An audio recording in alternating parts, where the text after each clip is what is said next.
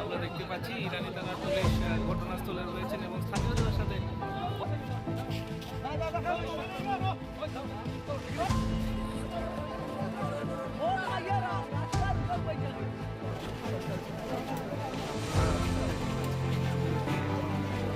ময়নাতদন্তের জন্য নিয়ে যাওয়া সুরা হয়নি।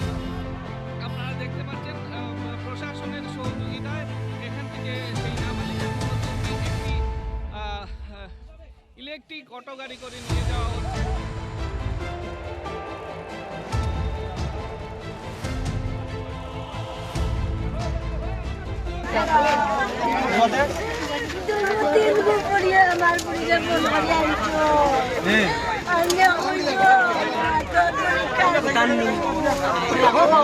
আপনার মেয়ের নাম কি তা?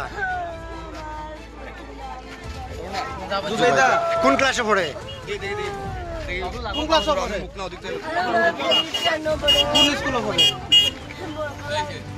তার বাবার নাম কি তা? বরকতুল্লাহ।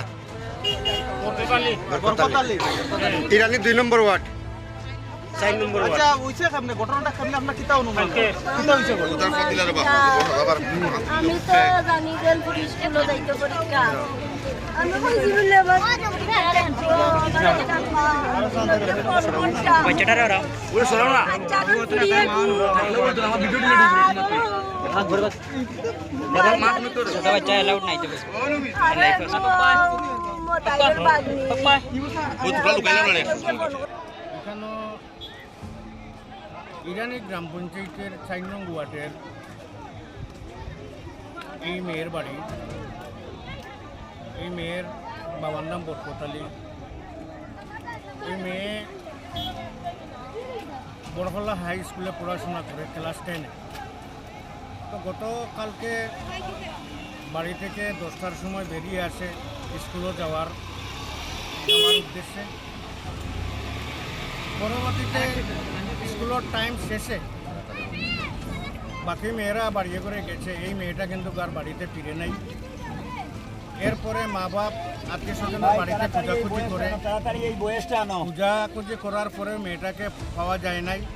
এরপরে ইরানি থানাতে এরা একটা এন্ট্রি দেওয়ার পরে আজকে সকালে আমার কাছেও সকাল 8টায় একটা ফোন দিয়েছে যে হীরাচড়া ভিলেজ কমিউনিটির অন্তর্ভুক্ত 3 নং ওয়ার্ডের এখানে অনেক জঙ্গল আছে। মেন রোড থেকে প্রায় 700-800 মিটার ভিতরে এই জঙ্গলে একটা গাছের মধ্যে ঝুলন্ত অবস্থায় পাওয়া গেছে।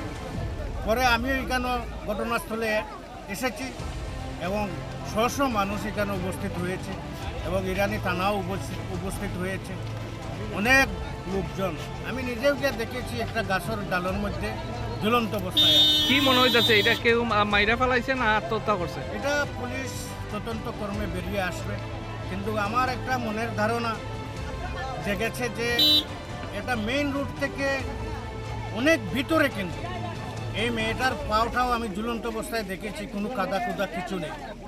এমনি ঝুলন্ত অবস্থায় এই গাছের নিচে একটা হুন্নাও পাওয়া গেছে। এর টিল্লার নিচে ওনার ব্যাগও মিলছে।